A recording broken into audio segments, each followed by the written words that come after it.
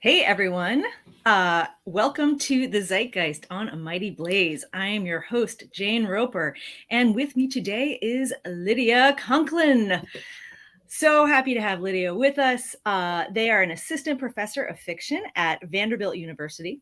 Previously, they were the Helen Zell Visiting Professor in Fiction at the University of Michigan. They've received very many prestigious awards.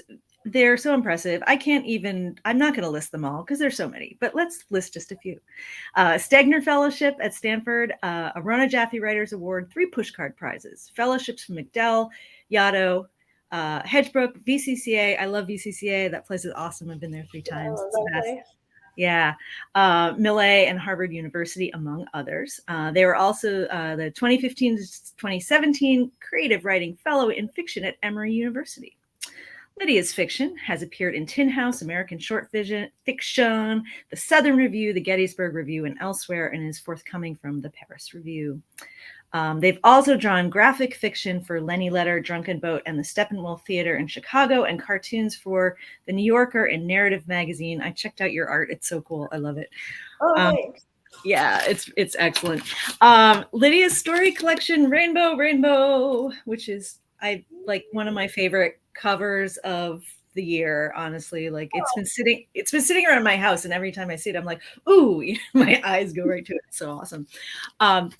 It was published in June. It has won rave reviews. It was named a most anticipated book by Time, Nerd Daily, LitHub, LGBTQ Reads, Electric Literature, The Millions, and Seahawk. Lori Moore, swoon, said, Lydia Conklin writes with humor and tenderness about the way we love now. Rainbow is an impressive and beautiful collection. Melissa Phoebos, author of Girlhood, says, what a gorgeous ode to queer life in all its awkward, tragic, hilarious, erotic, and joyful forms. And my favorite little snippet was from Justin Torres, who said, each story is full of wonder and trouble. I love that. That was so cool. So welcome.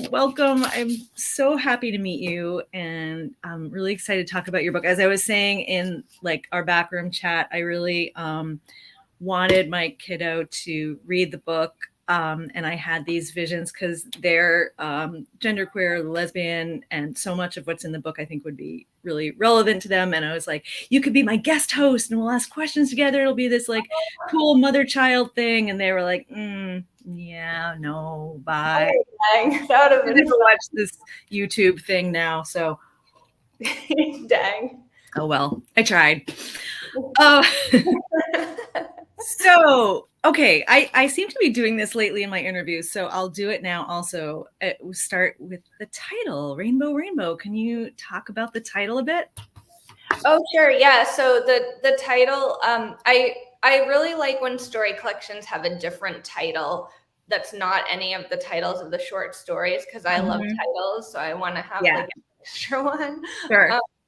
So it's not one of the stories, but it does appear in the Suburbs as this not fantastical, but basically a lie that a teen tells someone else that she's been in this band that didn't exist. And she has this whole thing about the metaphor, about what the band is a metaphor for. So I kind of felt like that moment of disconnection, slight dishonesty, but also trying to form a connection kind of stood for a lot that happens in the book. And then there's also a rainbow somewhere in every story. So yes. Yeah, I look for that little Easter egg. And of course, I mean, everyone knows the rainbow flag, the pride flag, but also, I don't know, rainbow speaks to a wide spectrum of colors and whatever experiences. And I don't know, I thought there was there was almost something a little cheeky about it too, like rainbow. I don't know if that was intentional or not, but yeah, it's kind of like a post-queer or just a response to queer media that's come in the past. So I feel like it's like a redo of a redo in some ways. Yeah, that's interesting. I was also thinking about how It almost feels like the rainbow flag has kind of been co-opted in a lot of ways. Like it's just gotten so ubiquitous and corporatized. And I don't know if you ever went to like the Boston Pride Parade when you were living in Boston, but I felt like I went a few years ago and it was like half of the groups that were marching were just like big groups, like they just represented different companies in Boston and they all had like their rainbow and and it was like, here's the so and so bank, pride logo, and like every company had their rainbow logo, and I don't know, it was like, yeah, just Oh yeah, no, that's yucky. Yeah, I went to one in Provincetown this summer, and there was all these flags that would be like a rainbow flag with like Verizon on it. yeah, I was like, yeah, this is horrible. exactly, right. Yeah. Anyway, yeah. So I thought what was, and certainly I'm not like the first to pick up on this, it's in some of your reviews and stuff, but a lot of the characters in your stories, you meet them at kind of moments of transition in their lives, in their bodies, in their understanding of themselves. They sort of that in some cases it's on a kids who are moving into adolescents moving into adulthood, relationships at a point of transition. So assuming that that's sort of a motif that you enjoy working with, what do you feel like is ripe for story in those moments, and why is that something that you gravitate toward? I feel like there's a lot of drama and transitional moments. Certainly, like my life has been full of many transitions, like gender transition, but also like I moved 9 times in the last 12 years and I hate transitions. So I'm like cursed and haunted by transitions that I hate to Yeah. have.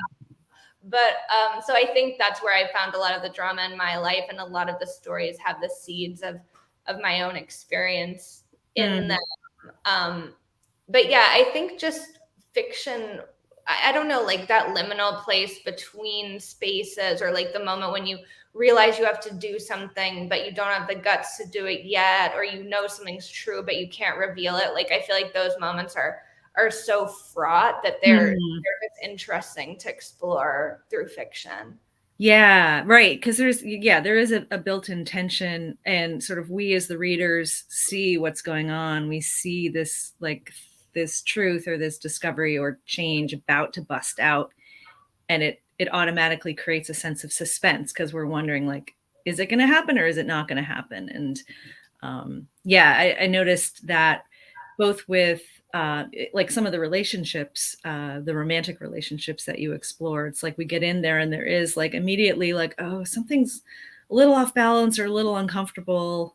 And where is that going to go? Or a kid who's, you have the example of, there were a couple stories where it was like a young girl who sort of was figuring out their sexuality, and it was almost like you wanted them to kind of, or their gender, and like just bust out and own it. Right. Yeah, but I'm interested in that moment because I think that's a moment that a lot of queer people have, is when they know what's up, and then there's varying lengths of time before they can say anything or take action. And I think that's an interesting moment when you know, but you aren't ready to take action yet. Yeah, that liminality. Liminality is such a powerful, like, fraught, like you said, like a fraught time in general, and then it's charged that much more when you're sort of on the cusp of a really huge change or something that's going to affect your life and people around you. Yeah, for sure. Yeah. So like, as I was saying earlier, like some of the stories are from kid or adolescent point of view, right? And then some are adult. And I'm really curious to know from you, what are the things you like about doing a kid voice versus an adult? And what do you feel like, I don't know, each gives you that the other can't? Ooh, that's an interesting question. I feel like I enjoy writing about kid perspective because I feel like I somehow remember that time very clearly, and like remember, I think a lot of people like to forget the hard parts about being a kid, or the awareness and the wisdom that's there, because it's weird to think that kids are so much more aware than we like to think they are. So in that way, I like that time. And it's also like a fun time to write about because people will just tell you you're an idiot if they feel like it. And like there's no social norms, so it's just like people just say what's on their mind. On the other hand, I normally usually write from adult. I think 7 of the 10 stories are from adult perspective, so that's obviously closer to my experience now. And there's the difficulty about writing about kids is the stakes aren't as sometimes as high depending on what's going on, but in adulthood the decisions you make just have so many more repercussions on other people, so it's more dramatic in that way. Yeah. No, that's a great point. It's true. And yet like the emotional stakes for kids, like when you're in those moments where you feel everything so hard. And I thought you did a great job of that with the stories that were kind of from a kid's point of view. You really like feel that like pain or feelings of rejection or feelings of longing. Anyway, I was impressed by that, like that immediacy, because I think we all like have those moments when we were kids. We're like in awe of that girl who we thought there were a couple of times there was characters like slightly older or more advanced or confident girls who were sort of, the character would be in thrall of, and sort of holding their breath, seeing, if they were going to be rejected or if their desire for them would be accepted or not. And yeah, totally. And you have no, like when you're a kid, you have no like history of yourself to fall back on and to know like, oh, like if this heartbreak happens, I'll be fine. It's happened a million times before. It's like the end of the world, because you just don't have any history to be comforted by, basically. Right. Yeah, that's a great point. Right. You don't have the perspective to say, this too shall pass. Right. A lot of your stories use humor, right? But in sort of subtle ways. There was a great quote that I was trying to Google like haplessly before a little while ago, so I could quote it, but and I could not find it. I found out all kinds of things. But the essence of it is like, if you put something weird in the midst of the ordinary, it serves to sort of charge the ordinary with greater like meaning and significance, or sort of set it into relief. That's definitely not the quote. It was way more succinct than that. But I was thinking, like, it stuck out to me this moment, right, in one of the stories where, and this is not a spoiler because it happens right at the beginning, but a dog drowned. A woman's taking care of her girlfriend's dog, right, and the dog ends up going out into the ice chasing a squirrel and drowning, which is not funny, but there also was some weird dark humor about it, the way it was written. And so and then there were other instances too, like I think it was the same story. She works at a vegan hot dog stand or something like that. Yeah. But just these little quirky points that they really were able to like light up things around them.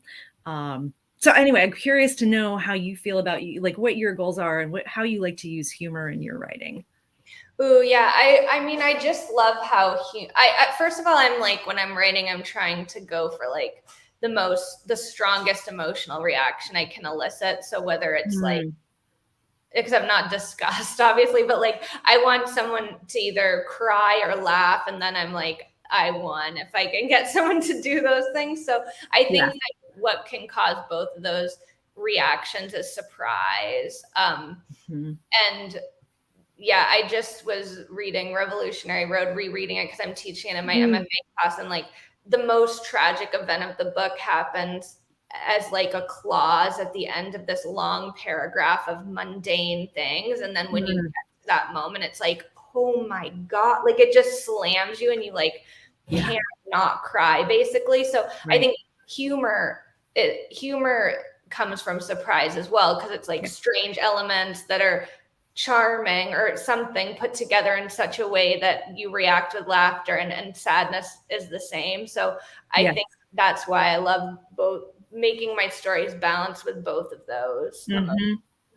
Right. Yeah. It's incongruity and Yeah, so sort of subverting expectation, right, with humor, so that it puts you on your toes more in a way. Yeah, which is what you want from fiction, is to like illuminate things in such a way, like you were saying with the weird, that people have to see things in a different way. Because if the whole book is just things everyone already knows and the way everyone already sees the world, it's like, why read the book? You could just live in your own mind. But you want to be constantly surprising the reader and startling them and making them see things in a new way. Right. Yeah. And it also adds so much more emotional or atmospheric texture, because when you're reading a story where I think maybe it was the very first story where you have a relationship that's kind of troubled, and it's at this moment where these two people are trying to figure out if they want to have a child together. And it feels very, I mean, it's great. It's really well written and everything. And it has this like by design, a sort of like weightiness to it. And then we hear that like the main character like draws a cartoon with a comic with lesbian turtles who like slap their chests up against each other when they try to hug. And it's just this charming, funny thing. And it adds that texture that it's like, oh yeah, even the most serious and weighty and fraught of situations, it's like there's also kooky, playful stuff that's happening in the midst of it all. Right. Yeah, definitely. Yeah. And I love showing that, both those sides. Yeah. Speaking of comic turtles, lesbian turtles. So you are also an artist, as we mentioned. You do beautiful and funny and drawings and comics. And I'm sure you get asked this all the time. This is like a totally unoriginal question, but I am, of course, like curious about the cross-pollination between the visual art and the writing, and how they fuel each other or fight with each other. Oh yeah, so I feel like first of all, the process is so different. Like writing, I feel like the reason I went down the path of writing fiction is because I feel like it's the hardest thing I ever tried to do. So it's just like constant mental strain and like thinking. And I was just talking to another writer last night about how it's like you just have to make 1,000 decisions every single day. It's like constant deciding. And but comics is very different because there's a lot of elements to the process that are very mindless, where you just are drawing lines and inking over pencils and doing Photoshop and slicing up pieces of paper and stuff like that. So it has a more meditative quality to it, where I like the balance where I can just in the evening do that and like listen to a book on tape or something and just calm my mind. But like content wise, the biggest way the comics influenced my prose writing was like back way long ago, like before grad school. I was very scared of writing dialogue. And since my comics are basically all dialogue, kind of like a screenplay, it just loosened me up with dialogue and like made me less afraid of doing it, of writing it. That's awesome. Yeah. Well, that makes a lot of sense, because you have to have the same economy of dialogue in comics as you do in fiction. You need to strip it down to the most elemental. That makes a lot of sense. Have you ever had an idea jump from one medium to the other, where like, I don't know, you think of something in a comic and you're like, oh, hey, I could use that over here? The only example is the story you were just referencing, the first story in the book, because obviously the comic comes into the book, but more than that, like basically the same emotional issue I was dealing with in my personal life, I made into both a comic, which is my series Lesbian Cattle Dogs, and to the story Laramie Time, that's the first story in the book. And they're very different. The product's very different, but at the heart, they have the same kind of emotional question. Yeah. I wanted to talk about the story Sunny for a second, because I thought what was so fascinating to me in that story was you really captured an intergenerational views of queerness and gender. And you had a teenager, right? And then the teens, I guess I can't say uncle or aunt, right? I mean, they're in transition themselves. Yeah. I should say a character's nibbling, right? That Yeah. puts it in the other way around. That's easier.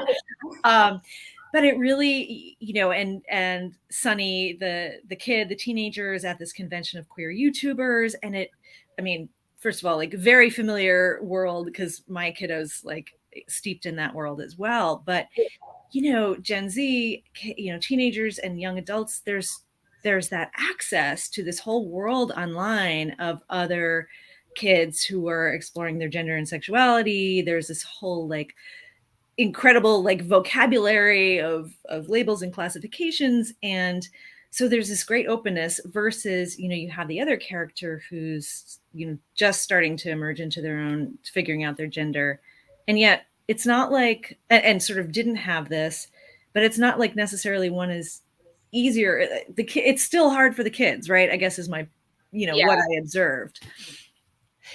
Yeah, totally. Because I feel like for me, like growing up, like things were very hard, obviously, for queer people in the 90s because you were just made fun of relentlessly if anyone could smell it on you. And it was like, but at the same time, there was sort of like a very slow like widening of possibility and acceptance that very slowly happened from like my childhood up until basically the Trump got elected. So like, but in recent years, it's like this has been the first time in my life that I've seen like a narrowing of possibility and a shutting down of I mean, there always have been shutting down of rights or whatever, but it just feels like things are getting worse for the first time. So even though things were probably in many ways worse back then, since they were getting better, it felt different. So I feel like, but yeah, and I think also like for kids, queer young people, queer Zoomers, it's like there's a lot of other horrible difficulties. Like, yeah, if you're a YouTuber, it's like you're basically, I would not have wanted my thoughts to be embedded online from when I was like 12 years old or something. Yeah. Who knows what I would have ever said. Right. Oh my God. I can't even imagine. Yeah. So that and getting and the pressures around that and being online and just the scary things about that are a whole new bed of snakes that young people have to wade through that like I didn't have to. So it's just like, it's not necessarily that it's easier or harder, it's just different challenges. Right. Yeah, it seems like there's also, my sense is there's a lot of pressure among Zoomers, like in the sort of queer space, to like put a stake in the ground and be like, this is what I am. Like, these are my labels. These are my, this is the flag. This is the, it's very much about classifying yourself, which I think is really empowering in a lot of ways. And it's like natural for kids and teens to want to like belong to a tribe. And at the same time, it's like, maybe it can sort of shut them down and become this narrowing thing where there's bickering over the, I don't know, I hear like the bickering over the definitions, like, no, you can't be this if you're also this, and you can't be this if you're also this. So it seems like, I know there's a lot of like infighting that goes on within, and I think that happens in like the writing community of Twitter, happens in all kinds of like small communities and marginalized communities. And I think part of it is just it's easier to to hate someone or be angry at someone who's not got power than to actually look at who's actually oppressing you, because I mean, maybe it's too obvious, and maybe it's also like there's nothing you can do. So it does end up happening. So you touched on this before, but the time period over which you wrote these stories, were a lot of them written sort of in the pre-Trump era and then some after? So I'm not sure about the breakdown, but a few of the stories are from like as early as 2010, and then some were written around like 2015, and then some, obviously, like there's a COVID one. A couple of them, the last story and the third story, Pink Knives, were both just written in the year before I published the book. Yeah. So I'm curious how this sort of growing, anti-trans sentiments, that are getting louder and scarier, has that informed your writing at all? Yeah, it has for sure. Because I think like when I finished my MFA like 10 years ago, I was like, oh, I finished the book, because I had a lot of stories that were a lot of them set in the 90s, and it was just a little too one note. So I needed to like write more and experience more and have the world actually, it turned out, change more and have horrible things happen in politics and good things happen in politics, Yeah.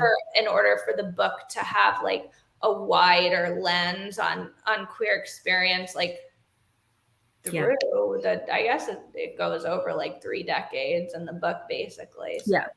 Yeah. I mean, and it does seem like probably when you were starting to write these stories, maybe it didn't feel quite as urgent or quite as political in a way as it does now. It's sort of like been thrust upon you that like, oh, hey, this is, some people would see this as a very political book, even though I'm sure that's not your intent. Well, I did feel like it was always political for me, because I felt like even in the time in like, 2010 to 2016 or whatever, before Trump's election, when people were like, oh, look, it's fine to be queer. Nobody cares. Why are you complaining about it? And all this kind of stuff. And it was like, yeah, but everyone my age went through horrible trauma being queer, who is a queer young person or aware of being queer, out as being queer. And then all of a sudden the culture is like, is horrible to you. And then 5 years later is like, why are you upset? It's like people are walking around with trauma, and it's like, that doesn't go away. And it's not like everything was fine, but things were crazily much better and more open than they had been. But still, it's like, even if everything magically was fine and there was round the clock acceptance, people would still be walking around with trauma of the way things used to be. So Sure. Yep. So curious to know a bit about how the collection came together, right? I'm sure you had, tell me about some of the considerations, what to, with when you're thinking about what to include, what not to include, the order of things. Oh yeah. So that was hard, because I had a lot of stories, and I decided early on that all this people would be queer. All the protagonists had to be queer, because I had some stories about people who are like very much on the edge of queerness, but not as legibly queer, and so I like didn't include those. And in terms of order, my original manuscript had Laramie time first, and then my editor wanted to put Counselor of My Heart, the dog story you were mentioning, first. But some people thought that it wouldn't be great to open a book with a dog dying.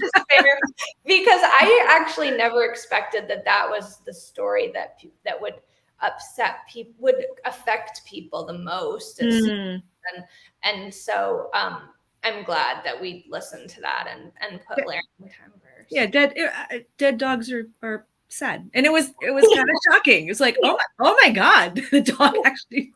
Jeez. Yeah. Were there any that you had to leave out, that you didn't want to leave, like that were hard to let go of? Yeah, there was one actually. It was the newest one, and I really wanted to include it, but there just wasn't time. It takes me a long time to get a story into the good shape for publication, so there just wasn't time for that one. Yeah. Well, it'll be maybe in the next one. Yeah. Depending on. So this is a great question from Bojana. Hi, Bojana. Which of the stories is particularly close to your heart, and why? And which one was a struggle?